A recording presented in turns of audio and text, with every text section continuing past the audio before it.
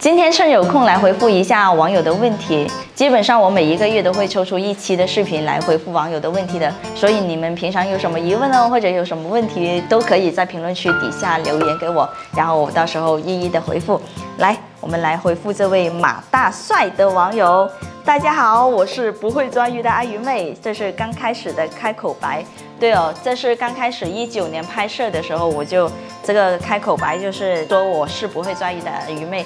现在转眼间已经过了3年的时间了，我平常也会回头看一下我以前拍摄的视频，还是感触蛮大的，看自己的变化也挺大的。不管是外貌啊，还是讲话这方面也流利了很多，然后外貌这方面也胖了好多，还有自己心态也是按照自己的年纪慢慢的上涨了，也变得成熟了一些。然后这位应该是老粉来的马大帅，他还记得我是不会抓鱼的阿鱼妹。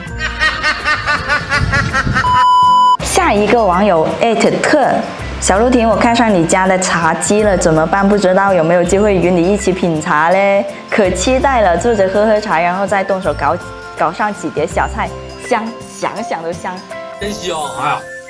主要你们有时间的话，可以随时过来，然后跟我约一个时间就可以了。然后我也希望你们可以经常过来我们家做客。下一个潇洒哥，鱼妹，我想过去尝一下你的手艺，可以吗？当然可以啊，你们约一个时间，随时过来就可以了。然后我们也可以互相探讨一下这个厨艺，毕竟我的厨艺也不太稳定，还是需要跟大家多多学习的。你过来啊！下一位网友可乐，送点月饼不用全网都知道吧？应该是之前我们8月15去送月饼给那些老人的时候哈。其实我们每一次做公益都是尽自己的绵薄之力去为社会的弱势群体奉献爱心的，不管我们的礼物是多是少，都是我们的一份心力。然后我们也希望以视频的方式让更多的人参与其中，也呼吁更多的人为社会上的弱势群体奉献更多的爱心。Nice。到下一位了。孤城之夜，阿鱼妹什么时候拍一集小金的视频？我们粉丝特别想看小金。其实小金她现在个头也很大了，她那个体重也很重了。我现在都牵不动她，我每一次想溜她的时候，不是我溜她，而是她溜我。她的力气是非常大的。那到时候也可以给大家分享一下小金的镜头哈。又到下一位网友了，这位用户尾号3235的网友，不用去掉产生墨汁的内脏才晒吗？应该是说那个鱿鱼干嘛。我们整只晒的话，那个鱿鱼干是不需要去掉内脏还有那个墨汁的。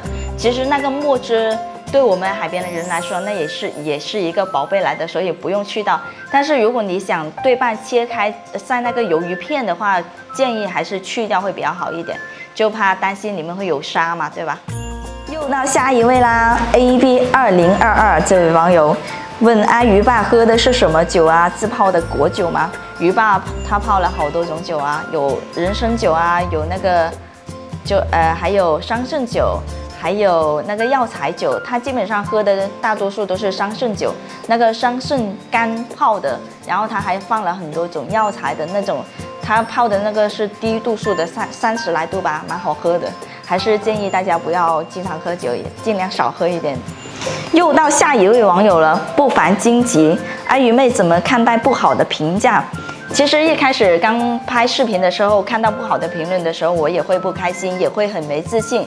但是通过一段时间自我调整了之后，我在想，总不能因为别人不好的议论而影响自己心情，又忽略掉了那些一直鼓励我前行的人。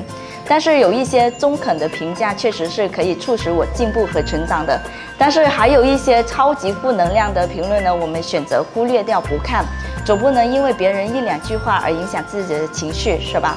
我们做事情不忘初心，问心无愧，对得起社会，对得起家人就可以了。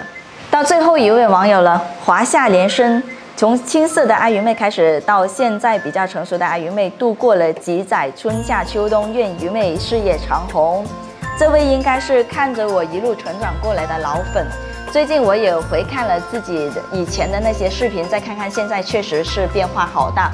不管是外貌啊，还是个人啊，确实是成长了好多。